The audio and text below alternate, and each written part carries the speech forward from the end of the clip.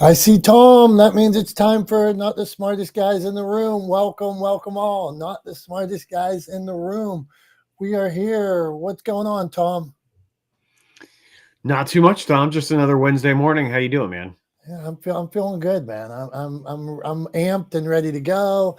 I spent some time on Clubhouse this morning in a networking event earlier. I'm feeling good. My juices are flowing. I got my iced coffee here. Uh, let's see. Coffee and air quotes. Yeah. Oh, come on. It is good. I made my daughter one the other day, and even she didn't like it, which was really disappointing to me. She said that's too sugary. Well, she's growing up. She's developing a more refined palate. She's in high school, right? Like, she's developing a more refined palate. She's not a kid anymore. Sweet doesn't always win. So maybe you should take a page out of your daughter's book. And not drink as sweet of iced coffee. Hey, I have to tell you, the other day, and I see our friend Jim Aj stop by the other day. We went to Dunkin' Donuts, me and Maddie, and she ordered. I won't drive through the drive-through with her because she wants me to order like double pump, no sugar, no extra sugar, no ice, like all these mochiata strawberry with extra strawberry ice, and like it's so embarrassing. And so I just like drop her off at the door because I won't say all these weird things. So we went into Dunkin' Donuts, and and I she orders like that, and I stand back and I order mine, and I asked the employee afterwards. I said, I got to ask you a question. I said, is it annoying when people come in here as a dad? Is it annoying when people come in here and order these triple pumps, no ice, And what was her answer, Tom? Well, I think the correct answer from from a business perspective is no, of course not. But I wonder if she said actually, yeah, it's kind of annoying. She said, honestly, it's every order. She said, so it's not annoying because they expect that with every order, there's going to be some kind of special request or no ice or extra strawberry or extra pump of this and that. So you are allowed to order extra things and not feel guilty when you go to Dunkin' Donuts. It's funny that like they're so conditioned to get these crazy like 14-step long orders from people that I actually have like the opposite experience. So I don't particularly like Dunkin' Donuts coffee personally. So you can shake your head. What do you like? What are you from Boston? Are you going to get all upset because I don't like Dunkin'? Anyway, I don't particularly like their coffee, so I rarely go into Dunkin' Donuts. But every once in a while, I go into Dunkin' Donuts. And typically, when I order coffee, the way I drink coffee is just with a little bit of milk. That's it. Period. That's all I put in my coffee is a little bit of milk. And so I'll go into Dunkin' Donuts and I'll order a coffee. I'll get like a medium coffee, a little bit of whole milk. Or with whole milk is just how I'll order it, right? And then they're like, sugar? And I'm like, no sugar. They're like, vanilla? I'm like, no vanilla. Flavor? No flavor. Like pumps? No pumps. Like I just want coffee. Like so I have to answer like 6 questions to get a coffee with just milk in it. Because like I think and the software is designed like that they have to go through all of those steps because people order like that now. Yeah, so it's a funny thing. I guess like I don't know, Maddie would hate going to Dunkin' Donuts with me because like I won't even like not only would I not take her through the drive-through, I don't go through drive-throughs at all. I kind of like don't like drive-throughs. And I generally find because so many people go for drive-throughs, right? They're sitting in their cars. So many people, it's actually faster to get out of your car, go inside, get whatever you're ordering. That's a hot take and very good point, Tom. Right? So like I never go through drive-throughs. Like I always park, go inside, get what I'm getting from whatever store I'm at, right? That has a drive-through, and then I leave.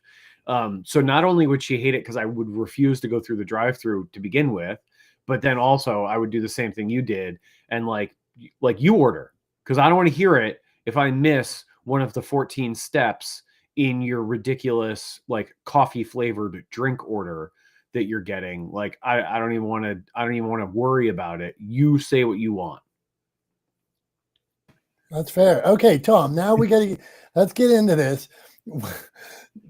Are we not here to talk about Dunkin' Donuts ordering? No, Like, we're is trying to that we're make not just everybody. ranting about drive-throughs for the next hour?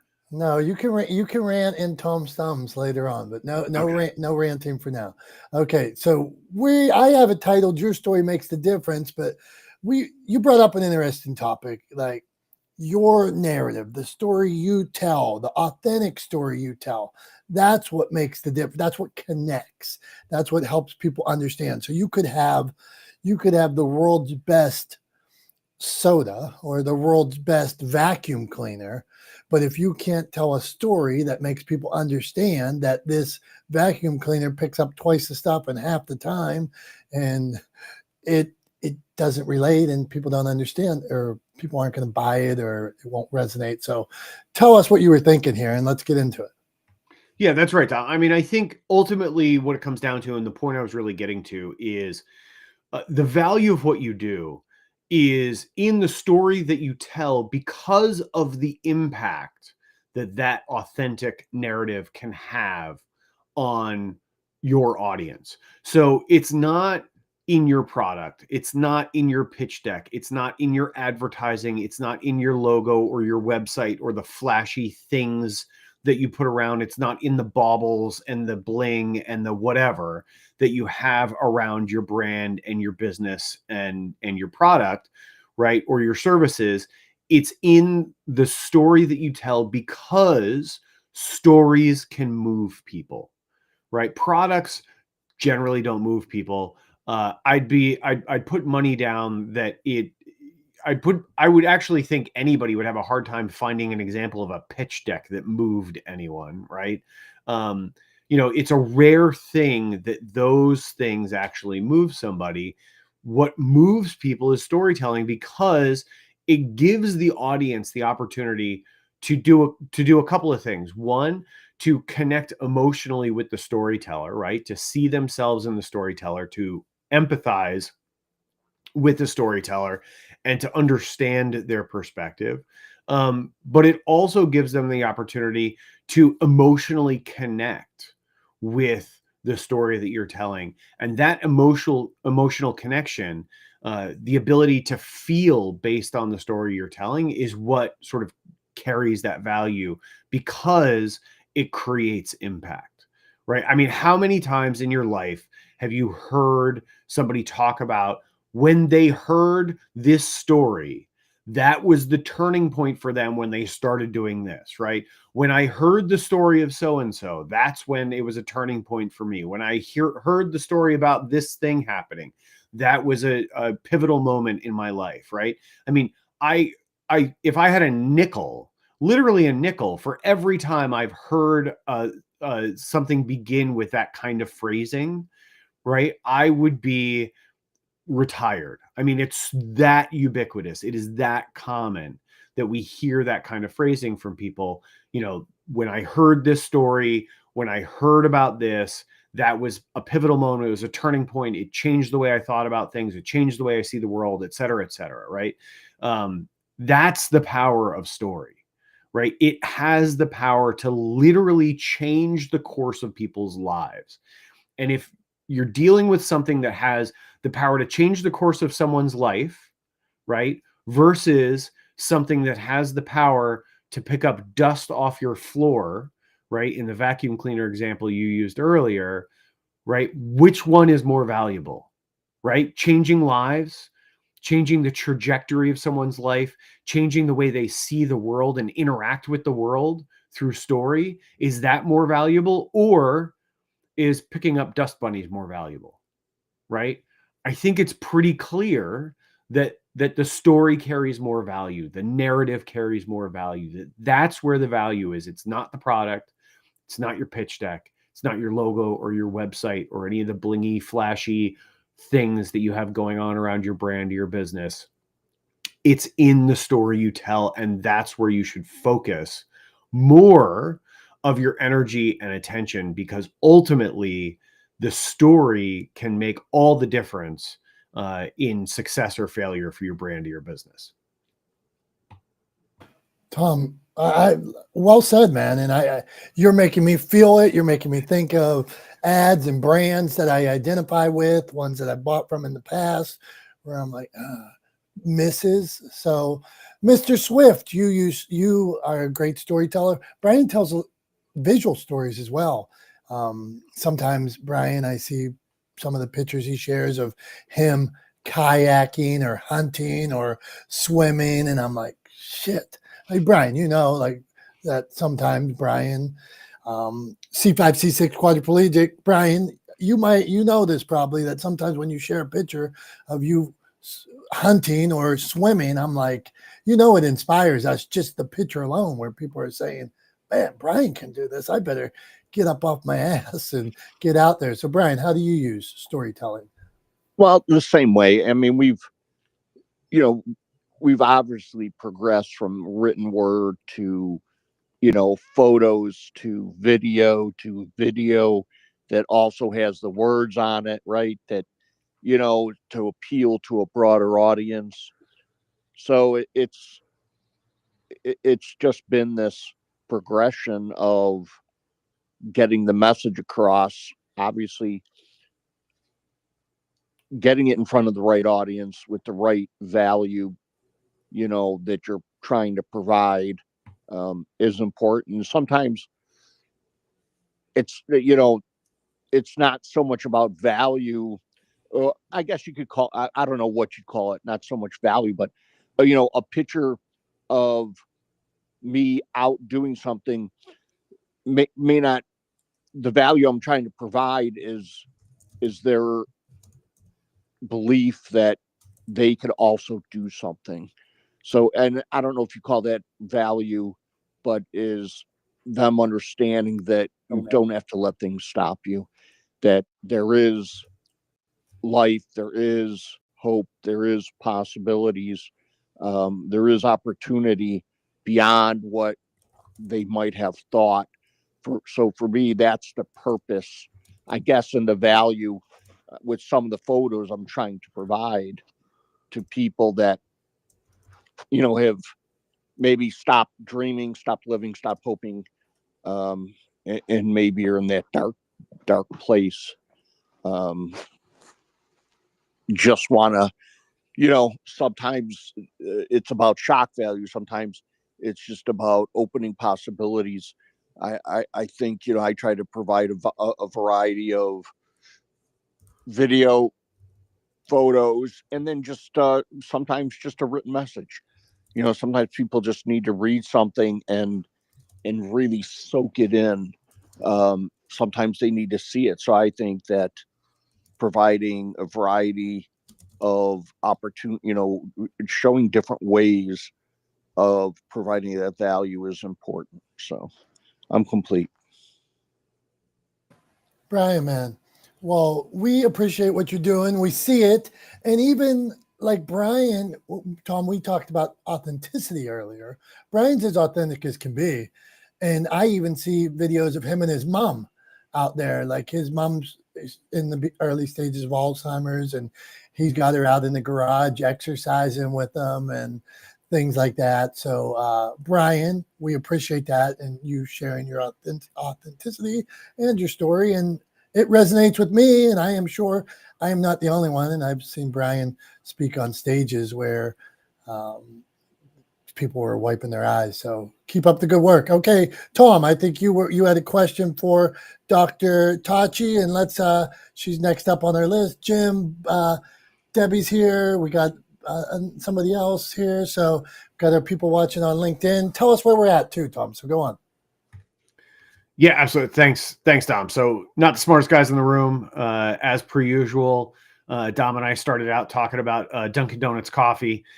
So not starting out on a high note of at the pinnacle of intellectual discourse, but we're trying to get back on track, talking about where the value lies. And my argument is that the value for your brand, your business lies in the story you tell, in the narrative that you tell, not in your product, not in your pitch deck, not in your logo or your website, but in the story that you tell, in the narrative that you convey to the audience.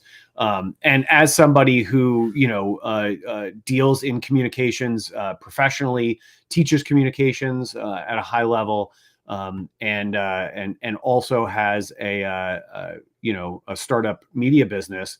I'm curious to hear what Dr. Tachi thinks about this idea, or my argument, my thought experiment that I'm positing, that that the true value of your brand or your business lies in the stories that you tell, and not so much in just the product or service, or the logo or website or the materials that you develop around it. So, Dr. Tachi, over to you. What do you think about that argument? Do you agree? Do you disagree? Where are you at on this thought? Good morning, everyone. And Tom, now you know good and damn well I agree, right? Let's stop pretending here. You know I agree with everything you say, basically. So 100%. And even further than just the stories you tell, your ability to adequately articulate that story. How many times do we, and you probably have mentioned this, but all the products that we buy, because there is a story behind it, because we believe in the story, and they have done a great job of articulating, whether it is the founder's story, and that's why they founded the company, or the mission of the company, and that's why we buy into it. Because if you can't articulate your story well, even if it's a great one, nobody gets it. Or if you don't tell it, even if it's a great one, it doesn't matter. So I 100% agree. It's the story you tell and how well you tell that story. Well, thanks, Dr. Tachi. I appreciate that. I kind of feel like maybe I was setting myself up there fishing for a compliment a little bit, but we'll give it to you. It's all right. If I would have done that, you would have been like, it seems like this. I want to follow up with Dr. Tachi, if you don't mind. Go for it. Okay, Dr. Tachi, why do you think so many people struggle with to get out of their mouth what they do, to be clear and articulate? They can't articulate what it is they do or who they want to help, and they just babble and can't get to that point. Why is that? It's a number of things. Number one, we have been taught to be, when it comes to business, we've been taught to be employees and not business owners. And so as an employee, you really never have to articulate per se what the company is about or what the mission is. You know it, but you don't have to rattle it off, because that's not what's expected of you. And so most people come from the world of being an employee at some point, and it's very difficult to articulate what you've done because it's not something that's taught to you. Entrepreneurship, even when you're in a business program, they're teaching you to work for other high-level businesses, not necessarily to start your own. So, let's clear that up. So that's one thing. Number two, it's this, I'll say it, the organized religion and the way that you have been taught to be humble, because bragging on yourself is seen as sinful and looked down upon. And so you don't know how to articulate who you are or what you are, because organized religion tells you, no, you don't tell people what you are.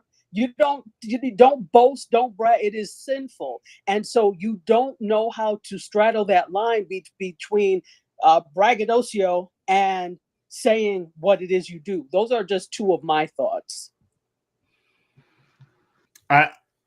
Go ahead, Brian. Did you have something you wanted to add? No, I absolutely totally agree with Dr. Tachi. I think the second one, for some of us, I still struggle with it, because call it whatever you want. She's right. We're just not wired and conditioned to really talk about ourselves. And I think there's a third one, and I think we're going to see it more and more. People are not authentic. They have not lived and done enough. They have not, I guess, lived the trials and tribulations, or maybe they don't feel they've earned the right to be doing what they say they're doing. I'll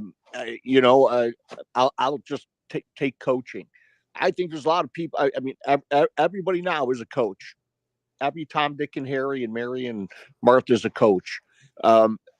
I don't know if some of them have gone through the experiences where they feel confident enough to have earned that moniker of being a coach. Just because you read a book or you read numerous books, you took an online class, does not make you what you may claim that you are. I think living through experience you cannot make up for. And I think nowadays, if you are lacking experience, you have not lived through some of what you are trying to claim you are a specialist at. I think people struggle with explaining what they do because they really haven't lived it. It's not in their heart. It's not in their soul. They don't have that learned experience. And I think we're seeing that. And I think with AI now and people being able to be less authentic, we're going to see more of that. I think we're going to see more people struggle with that as they claim to be something because of the fact they read it. They just don't have the lived experience of doing it. And I think that would be a third reason why some people struggle. I'm complete. Thanks, Brian. Yeah, I mean, I think, one of the things that I see going on, particularly sort of with coaching, right? And I am 100% not a coach. I say all the time to people, I'm not a coach. I don't want to be a coach. That's not what I do. But one of the things that I see going on with coaching right now, or the coaching industry kind of writ large, is a bit of a conflation over what coaching is, between what coaching actually is, what it should be, and what I think of it as, and I think what a lot of people think of it as, versus kind of the selling of systems, right? Which is what a lot of people sort of put under the umbrella of coaching, right? And so I'll make that example a little bit more clear. Like, everybody here has seen hundreds of posts on social media where somebody says, "Hey, I'm Coach so and so, and come to my program or buy into my program, and I'll teach you how to grow or scale your business to 7 figures exactly the way I scaled my business to 7 figures," right? I did this, and now I'm going to teach you how to do exactly what I did, right? Like, and they call that coaching, but that's not coaching, right? That's instruction, right? Coaching is about helping people realize their full potential and their full capacity for achievement, right? Like, doing something doesn't make you good at teaching it, right? The ability to do something doesn't mean you're good at teaching it. And the ability to do something doesn't also mean that you're good at coaching someone else to do the same thing. They are different skill sets. And I think there's a lot of conflation going on between those skill sets right now. And I just, to go to a sports example that I'm sure, Dom will appreciate, right? Like, who's the, I mean, there's some debate about this now, I guess, but like, from my childhood, who's the GOAT when it comes to basketball, right? Michael Jordan, right? No, unquestionably, Michael Jordan was the GOAT.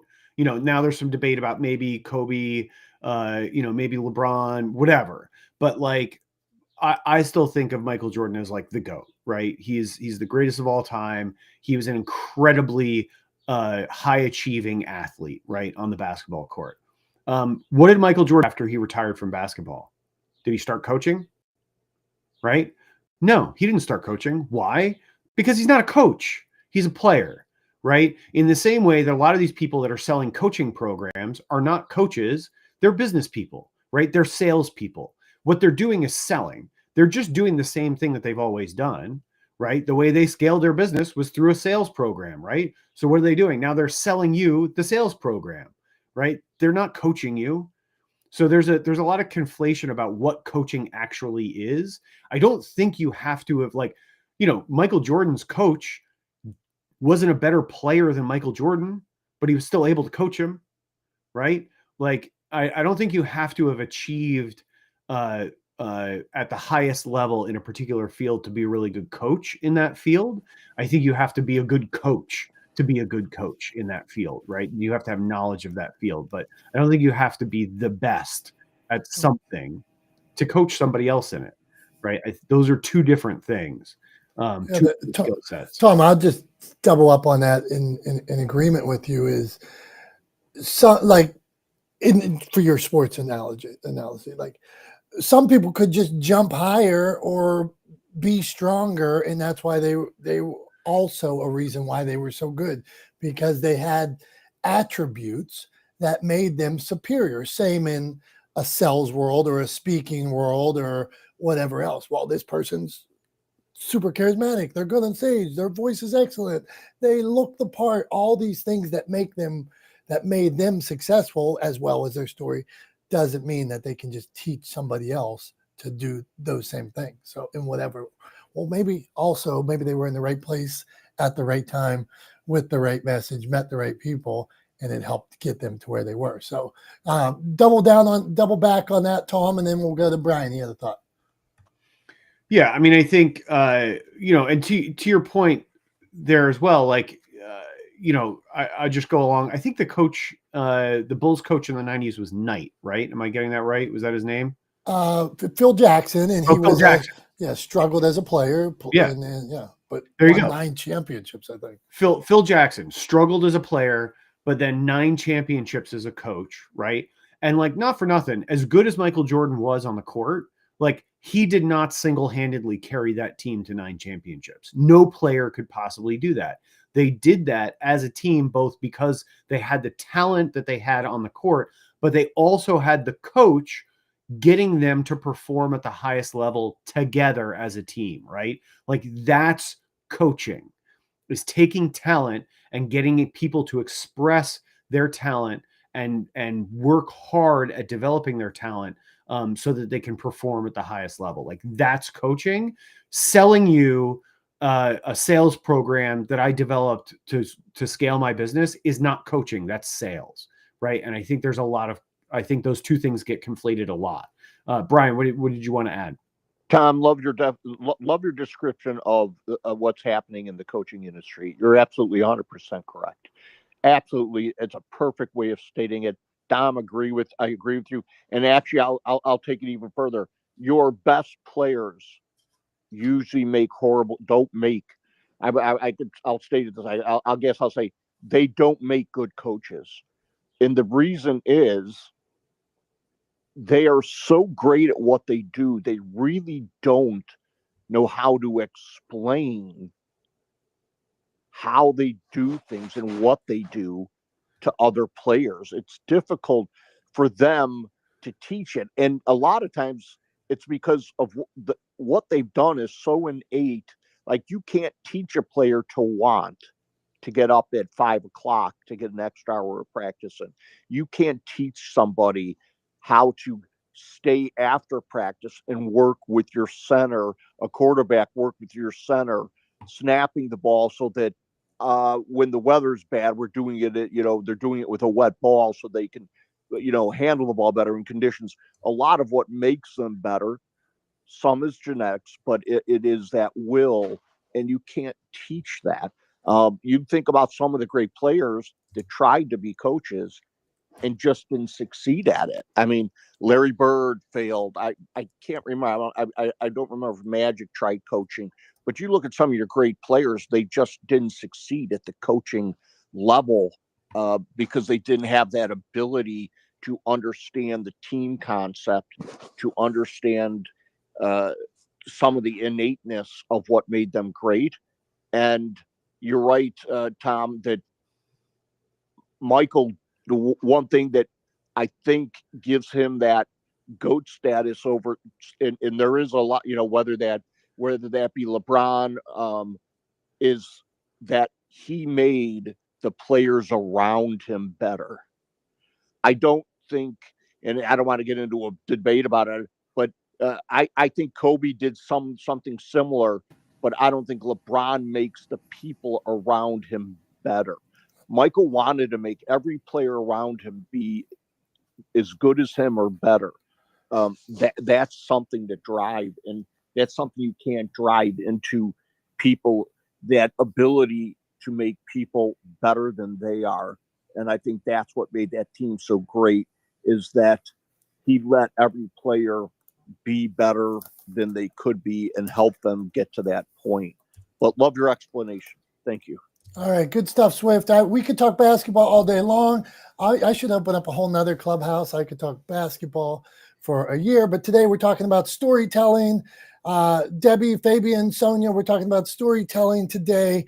Your authentic story, how that story matters, how that story, not some BS story, not some calculated story, not some shiny lights in, you created, a logo that flashes and that's what people are going to buy. No, they're buying the authentic story, the one that says to them, man, like, how'd you phrase that earlier, Tom? Like that moment where it makes you like, you heard it and you're like, now I need to make a change. Yeah, that turning point, right? Yeah. Or the, where, when I heard that story, that's when I fill in the blank, right? Like, yeah, that's good. Yeah, that's good. I want to incorporate that into like a brand, into a message, like selling turning points, that aha moment, the moment where, okay, your story matters, makes a difference. Debbie, Fabian, Sonia, we're coming, but it is the top of the hour, right around the top of the hour. So that's where we do Tom's Thumbs. I bring up something from pop culture. I get heat on these, man. Some people say they don't like this subject or that subject. Hey, man, I look around. I want to know I want to get Tom's thoughts on something. So Tom, today, this is really in the news. What do you think about the fall of P. Diddy, Sean Combs? What is your thoughts on that? I mean, so the fall of P. Diddy gets a huge thumbs up from me, right? I want to be very clear about the language. I am giving his downfall a thumbs up. Very clear. Do not misconstrue that. P. Diddy's downfall gets a thumbs up. And it gets a thumbs up because I think, it is very easy for people to, especially people that have created a large impact, right? Cultural impact, as he inarguably has, right? People who've created the kind of cultural impact that Sean Combs has created over the course of his career in the music industry and other industries around it, right?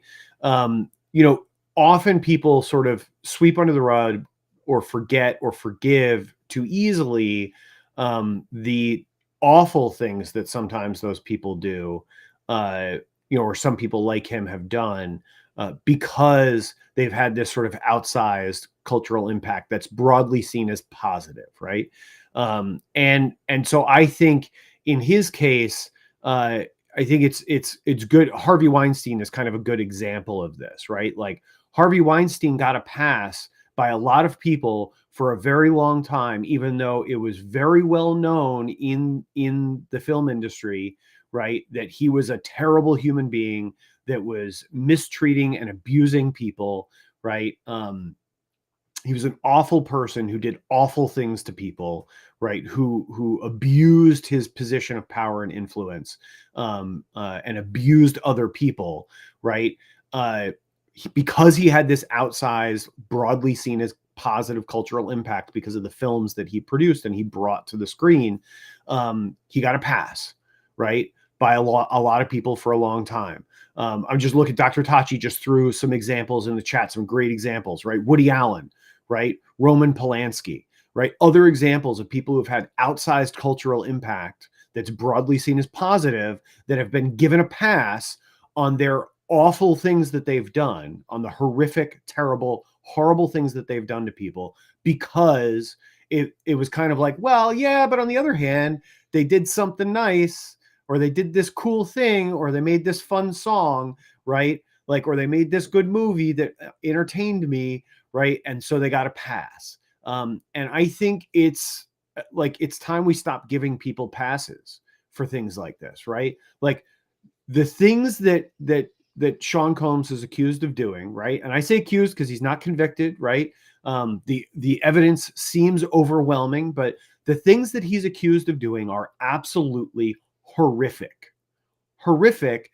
He rightly is facing a lifetime prison sentence as a result of the terrible things he's done, of the criminal activities he's engaged in. He's accused of racketeering and sexual trafficking. He's been sued civilly for abuse, for physical and sexual abuse by several people. Bill Cosby and R. Kelly are also people, as you rightly pointed out, Dom, that have gotten passes. Michael Jackson got a pass on stuff like this, allegedly, right? But we've for too long we've given sort of cultural icons passes for nefarious and terrible deeds done in their personal lives or sort of out of the spotlight. And I think we should stop. Culturally, societally, we should stop. Nobody deserves a pass for the kinds of things that Sean Combs is accused of doing. Nobody should get that kind of pass. Nobody should do those things. And everyone who engages in that kind of behavior should be held accountable to the fullest extent of the law, period, end of story. So for all of those reasons, the downfall of Sean P. Diddy Combs gets a giant 2 thumbs up from me. Well done, Tom. I think you articulately described what I think a lot of people have been thinking. So good job. I hope topic for Tom's thumbs is an approved. I got heat over eggs. I got heat over some other things over the days, but I think you handled the downfall of P. Diddy very well. Okay, so this is not the smartest guys in the room. Now we are going to get back to authentic storytelling, Tom. We're going to get back to how that authentic story makes a difference. Debbie Griffiths, we're coming to you, then Fabian, then Sonia. So Debbie, do you want to break into how you use your story and how you see that making an impact? And or Debbie, do you feel the need to try to duplicate what other people are doing? How do you, I'm going to try to be direct here. How do you make sure that you're telling your story and not falling for a trend or falling into chasing what other people are doing? Well, good morning, everyone. Thanks for having me on stage. First of all, I kind of want to go back to what Brian and Dr. Tachi said. I totally agree with some of the imposter syndrome and probably a lot of people in coaching business, and especially what Brian said about, people want to be coaches or say they're coaches, but maybe not have really experienced some of the items that they say they've experienced. And if you don't, if you haven't experienced these things, you can't come off as authentic. You have no idea how it feels to be, gaslighted, or to have gone through like major health issues or like car accidents, and to know how to get back on track and be rehabilitated, and the pain, mental and emotional, that you go through. So it's hard to communicate that and help others with the empathy that is needed to help others get from step 1 to step 2, and just be authentic. I'm trying to help others who are going through transitions, whether especially coming out of bad divorces, how to rebuild their life. Because I know when I left my marriage, I had no idea. um, I was a stay-at-home mom, so I had not been in the workforce for almost 20 years, and things had changed. So, I mean, including the advent of the computer and the internet. So you have to learn these things, and sometimes you have to have someone help you and guide you to make these right steps. But you you need someone that has already done it and walked those shoes prior in order for really to be successful. So I'll land my plane. Thanks, Debbie. Appreciate that. Thanks for circling back on that topic. Fabian, we're going to come to you next. So here's the question. Essentially, we started out today. I posited this argument that the real value behind a business or a brand is in the story that you tell, the narrative that you convey. It's not in the product on its own. It's not in, your pitch deck or your sales materials or your website or your logo. It's really in the story that you tell. That's the true value behind any business or brand. So the question to you, Fabian, is agree, disagree, and why or why not? It's a great question. Great room, Tom. Thank you so much. First of all, as a Larry Bird fan, I just want to clear up something in the room here, gentlemen. Larry Bird took the Pacers to the NBA Finals. He had a 687 winning percentage, so he did not fail as a coach. He's one of the few elite players actually that did very well. So anyway, I would say that what if you don't have a captivating story, right? So and while I fully recognize the value of sharing your story, I think your vulnerability, your authenticity plays maybe an equal part in how we connect emotionally with our clients or potential clients. Fabian, can I ask you just on that? Isn't that vulnerability captivating? What's that? Isn't the vulnerability captivating? Okay, but what if, okay, it depends what we look at as captivating. Now that's an interesting point, Dominique, and I've never thought of that before. But I'm thinking of kind of this rags to riches, overcome odds, typical captivating story. But what if you've had a pretty quote unquote normal life and you don't have those kind of stories? Where do you go in terms of telling your story? And I'd like the feedback from you, Dominique. Thank you. Okay, so one, I don't know, are we talking about a product or are we talking about you're writing a book or something like that? Because the product makes a difference or the story that you're telling makes a difference. So what would your answer to that be? Okay, it would be a product then. Product. I figure out how that product changes lives. How does this make life easier? How does it give Debbie more time to spend with her grandchildren? How does it give me more time to spend with my lovely wife? How does it make things easier? How does it allow me to put more money in my kids' 529 plan because it saves me money? How does it allow me to remember my parents easier? How does it inspire me to lose weight and live my best life? How does it make my knees hurt less so I can walk with my grandkids later? So I think figuring out ways that your story, your product can connect with the needs and the pain and the vulnerabilities of other people. So that would be my quick answer on that. I'll go Tom and then go on. Yeah, well, and I was just going to say too, I think, Dom, like to Fabian's point, Fabian initially was talking about, vulnerability and authenticity, right? Being sort of really how you connect with people. And my argument would be, okay, how do you convey those things, right? How do you convey vulnerability? How do you convey authenticity?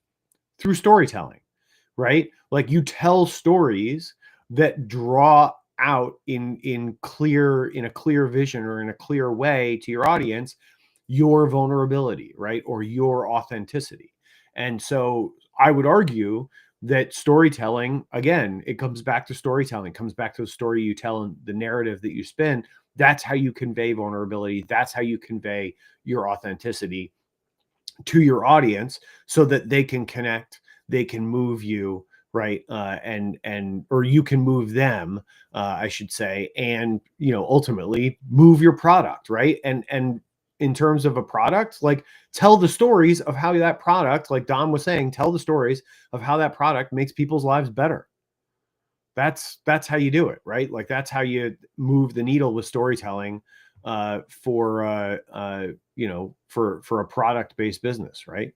Is you tell the stories of how that product makes people's lives better so that the audience can see themselves in those stories. Okay, and one question to you, Tom, just 1 second. How prominent do you make that story, for example, on your landing page, on your website, on your IG page? obviously somebody where they're looking for products, does that set us apart immediately from people just kind of flipping pages and looking for the best potential fit for them? Thank you. I mean, look, for me, I always say you start with story, follow with facts, right? So I think you start with story and then you follow with details and more information, but you hook them with the story. You hook your audience with the story, not with information. You have to give them a reason to care first. You do that through storytelling. And then once they care, then they're going to be open to and interested in learning more about the product. So I say lead with story. Good stuff. Hey, great ads, Fabian. And we're going to get to somebody here, my friend Sonia, who does lead with authenticity and vulnerability. So Sonia, if you could, would you tell us how sharing your vulnerability, sharing dropped in a maze? Sonia is speaking around the globe right now. I think she's saying the Wall Street Journal might be doing an article on her. So Sonia, how do you use vulnerability? Do you share your vulnerability, and how have people responded? So I use my vulnerability in the story to just share with my true purpose of, because here's the thing, I've always believed in, I wanted to give back. And I've had this fire in me since 2005, right? After I went to that book fair in Chicago with my parents. And I always wanted to give back because when I heard other people share their stories at that book fair who've overcome atrocities, war, trauma, really like abuse, I felt like, you know what, if they're sharing their story, there's no reason why I shouldn't share my story and share what I've been through. And I practice what I story tell, I use in my life as in general, like with my podcasting on the spectrum with Sonia, with my therapy, being a therapist. I want to make sure that when I give therapy to clients, I'm just, I'm as patient as I wish a therapist would have been with me. I'm just as kind as I wish a therapist could have been with me. I try to practice and give in ways to people what I never got growing up, because I don't want people to feel pain. I don't want people to feel bullied, especially by those who are supposed to be taking care of them. Right. And when you don't have that security growing up, it's very hard, and I don't want people to live, I want to leave the world a better place, because, at the end of the day, we all have an expiration date. Right. And I want to leave this world knowing, you know what, at least I put out some good. Sonia, and you are, thank you. And the vulnerability does resonate with people. And I like how you phrased, what if, Fabian, like Sonia's saying, what if you could give them something you didn't have along the way? Great message right there. Okay. So what do we got? Okay. We still got a show and tell coming. We got a wrap up coming. Jason, your story makes a difference. How has authentic storytelling, how has being Jason helped the brand or business, not following what somebody else is doing, being absolutely Jason? Being exactly me has helped. Really, first, it's helping me be me. I think the first thing when people want to work something out or get better is like really understanding what you really need to work out for yourself. So by me being authentic to myself first, I'm not worried about the illusion or perceptions about other people. I look at this as a contribution. This is something that someone can relate to, whether it's a guy trying to find meaningfulness in his life, or how do you navigate being a single dad? How do you I was just on TikTok live just a little while ago, and I was talking about, it's called Man Up Mornings. And I was like, it's not about the tough guy. It's about, the guy that's dealing with silent suffering and does not know where to seek help and how to get help. And how do you clean up your mess? And I remember a few comments in the live that there were people just popped out of nowhere, and they just said, you make so much sense to me. I never knew where to start. By at least when I said that my prescription, I was like, look, start being kind to yourself to take off the pressure. If you want to get better, you got to take off the weights. People wear too many leg weights. They wear too many shoulder pads. They got too much protective equipment. But in reality, they're feeling restricted. And when you make an authentic story relate, like, hey, let's just take it easy, okay? We're not in training. We're not on Navy SEAL trying to go trying to perpetrate a mission or any of that. We're just being men, okay? We're elevating ourselves. And when I focus on that, my public cues in on me, and I have people who like what I say. Sometimes it's straight from the hip and no BS, and sometimes it's just like a slow, gradual process. But being authentic with that and myself is the most important effect, because I'm not interested in followers. I'm interested in people getting resources to do for themselves. And that authenticity and caring like that sets me apart from every other wannabe man guru or whatever out there. I don't have to sort out for everybody, but I can definitely lead a path through the jungle. So that's what I'll say. Cool. Thanks, Jason. Thanks for sharing that. Appreciate it. Definitely appreciate you sharing how you've what you've found to be successful personally in conveying that story and building community and finding success in sharing who you are and being authentically you. So thanks for that. Appreciate it. So real quick, we got two things to do real fast. We got show and tell from Dom, and then we got a wrap up, and we've got 7 minutes and change to get it all done. So here we go. Let's go to Dom for his show and tell. What do you got to show us and tell us about this week? Okay, I am proud of my show and tell today because it is from the most exclusive community. Sometimes you may or may not know, I've said it in here before, that one, I got cut from the basketball team in 7th grade. Broke my heart. I loved Michael Jordan. I got cut from the team. I wasn't good enough.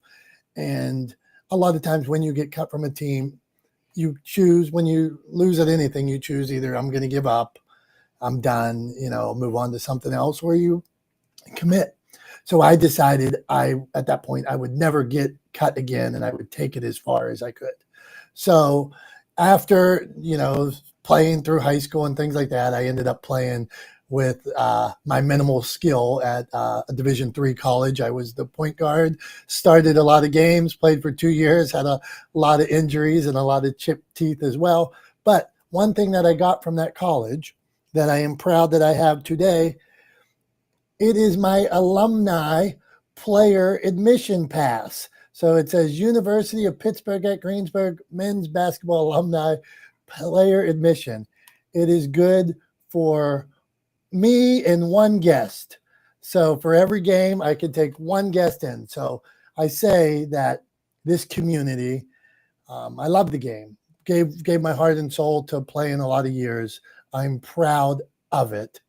But so there, that little piece of paper, this community, there's only about 200 people that have ever played there because they had a team in the 60s and then a team back again. It started in the 2000s till today. So I'm one of that little community. And the only reason why, and for everybody here, the only reason why is because I didn't give up. So do whatever you're doing out there, just don't give up and you can get to where you want to go. That's what I got, Tom. I'm alumni pass. Nice. Jim hopped into the chat there and tossed you under the bus, that you made him pay when you took him to a game. Yeah, I mean, because I'm trying to support the team. He's doing all those sales. He can pay a few times. Come on, Jim. You and Michael Jordan both got cut from your middle school teams. Is that was it both 7th grade? Was that when Michael Jordan I think he got cut from his 9th grade team, but I think he was okay. I think he tried out for his varsity team at the time. So I think he still had some skill, but he did get cut from the varsity. And that story that Michael Jordan, it did inspire as well. Seeing somebody else out there, like our friend earlier today was. Here's a guy. We knew Michael Jordan got cut from the team. He shared that vulnerability with the world, shared that story. And he didn't share, it wasn't when he scored the 30,000 points. It was when he got cut from the team that connected with so many people, not the high, it was the low. So share that story. Go on, Tom. Tom, at this point, okay, we had to push. We try to keep on a tight timeline. So if we didn't get you up here, we'll get you up here next week. We apologize. Come back 9:30 next week. We're here every week. We do a show and tell for the people that stream, so they have to tune in and see the streaming and the video. Tom's thumbs today was P. Diddy. We talked about authentic storytelling, and now Tom, it is time for your wrap up. Sounds good to me, Dom. So yeah, so thanks for everybody for being here. Appreciate you guys. Appreciate you all being a part of the conversation and a part of the room. Adding to this show that we do every week, not the smartest guys in the room. So thank you again for being here. Really appreciate you guys. Sorry we didn't get to everybody this week, but we always do our best. Sometimes it doesn't work out. That's the way the cookie crumbles, I guess. Next time, get here a little bit earlier, right? We're here at 9:30 a.m. every Wednesday for Not the Smartest Guys. So we're on for an hour. We try to get everybody out of here on time, try to be respectful of your time for the folks that join us every week. So, if you want to get up on stage, get here right around 9:30. We'll get you up. We'll give you a chance to talk, and we'll go from there. But to just wrap things up today, I just want to reiterate that when it comes down to growing or building a brand, growing or building a business, the best way to do that is to grow and build a community around your brand, to grow and build a community or an audience around your business. And the easiest way to do that, the path of least resistance, is through storytelling. Right now, my preference is through video, right? Because that's my field. That's what I do. Dom's preference is through the written word, right? As a publisher and somebody who helps people bring their books into the world, right? That's his preferred method. Other people are going to have their preferred methodologies. That's great. But at the end of the day, storytelling is what moves the needle. It's what gives people the opportunity to engage emotionally, and our emotional responses to things at the end of the day are what drive our decision making. So whether you're trying to grow a movement, you're trying to better the lives of people through a nonprofit, you're trying to sell a product that you've created, you're trying to sell your services to people to help make their businesses or their lives better, whatever the case may be. If you want to develop real connection with people, if you want to build real connections that will support and foster the growth of your business, storytelling is the way to do it. The real value behind your brand, behind your business, lies in the story that you tell and the narrative that you bring into the world. It's not all about your product. It's not all about your website or your logo or the flash that surrounds those things. The real value is in the story that you tell. So get out there and tell your authentic, vulnerable story. Share it with the world. Give people the opportunity to get to know you and connect with you. And I promise you, you will see the benefits, both short-term and long-term, right? In those relationships that you build through storytelling. So that's all I got for this week. We appreciate you guys for being here once again. Like I said before, every Wednesday, 9:30 a.m. Eastern time, we are here, Not the Smartest Guys in the Room, both on Clubhouse and streaming live all over the internet. You can catch us live. You can catch the replays. You can find it on YouTube. You can find it on Facebook. You can find it on LinkedIn. Even find us on Twitch, although we're not very big on Twitch. We're no Hassan Piker or anything over there. But anyway, check us out wherever you want to. Check out the video if you want to see the show and tell. Dom's holding up his little admission pass right now. And if you want to hear what I rant about next week on Tom's Thumbs, make sure you come back and see us then. Until then, have a great rest of your week, a great weekend. We love you guys. We appreciate you guys, and we will see you soon. Bye-bye.